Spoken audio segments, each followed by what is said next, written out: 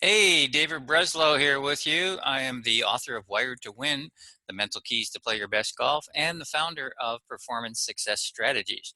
Today, I want to talk to you in this mental game tip. I want to talk to you about surrendering. Now, when I talk to golf clients about surrendering, quite oftentimes I get a little pushback, a little resistance, because people don't like the idea of surrendering. They think that it's giving in. They think that it's quitting, but that's not really what it is. Consider this as an example. Let's say you're driving down the highway on your way to an important appointment, and you're about 15 minutes away, and the appointment is in about 20, 25 minutes, and all of a sudden, boom, you get a flat tire, and you have to pull over to the side of the road. You're looking at your watch, and you're thinking, oh my God, I'm going to be late. You get out of the car, and you start fretting, you start worrying, you start getting all anxious, a little bit frustrated. You get the jack out of the car, out of the trunk, you get the pump out of the trunk, you start changing the tire, and you're getting all a little futzy, a little anxious and a little frustrated. You keep looking at your watch, and time seems to be not moving, fast enough, or things don't seem to be moving fast enough. All of a sudden, you're still working on the tire. You look down at the watch and you realize, I'm not going to make it.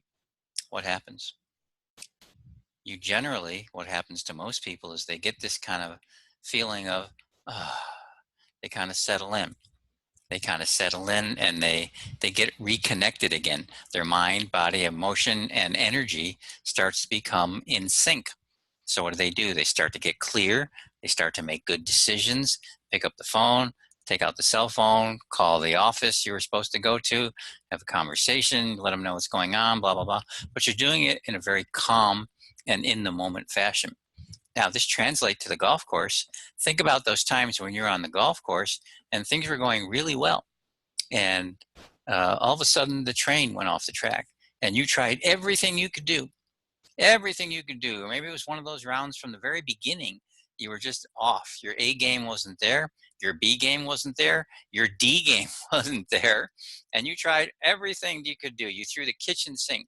Every mental game tip you've ever heard, every swing strategy you ever heard, you just started applying everything, and it didn't work.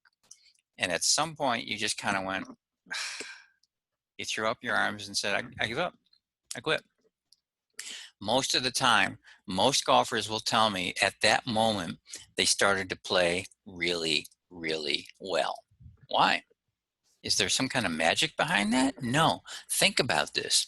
The moment you went like that and you gave up, whether you're fixing the flat tire or whether you're on the golf course, in that moment, you stopped fighting with reality. Listen to me. You stopped fighting with reality. So all the struggle and all the strain and all the stress just kind of went away. Your body became aligned again. You were in sync. At that moment, you kind of said, I give up. Your mind, your body, your emotions, and your energy started to line up, and voila, you started playing better. This happens so often to golfers when they're out on the golf course. I hear this story time and time again over the years. Same story. Hey, Dave, I was playing so poorly. I tried everything I could think of, and then I just quit. I just gave up. I didn't quit. I just gave up. I stopped trying to figure it out. But then all of a sudden, I'm going birdie, birdie, par, birdie, stuff like that. And they're shocked that they're starting to play better. It's like, where was that at the beginning of the round? Well, at the beginning of the round, you were probably struggling a little bit. You were probably trying a little too hard. You were probably fighting a little too much to try and get things right. But when that builds up over time and you finally just throw your hands up in the air, I'm telling you, it's not magic. What's really happening is you're settling back in. You stop fighting with reality. So what's the message here? Stop fighting with reality from the first hole on, would you? When you step out to the golf course, when you get over there from the driving range, if that's where you were, just remind yourself there's nothing to fight with. There's nothing to try to do. You were just hitting the ball fine at the range. Why do you have to do anything any different mentally when you get to the course? Stop struggling. And if you find yourself during the round starting to go south a little bit and fighting and struggling and getting frustrated, just remind yourself the more you fight and the more you struggle with reality, the more you're going to have that experience extended in time. You don't need it. So just stop the struggle. Surrender. That's the word. So whatever's going on, just remind yourself, surrender. It's not a bad word. It's a good word. It's a word that empowers you. It's a word that empowers you. And so I'd like you to go over to www.mentalgolfcoaching.com. I have a free training video, the 3 secret strategies golfers use to play their best golf that other golfers only dream about.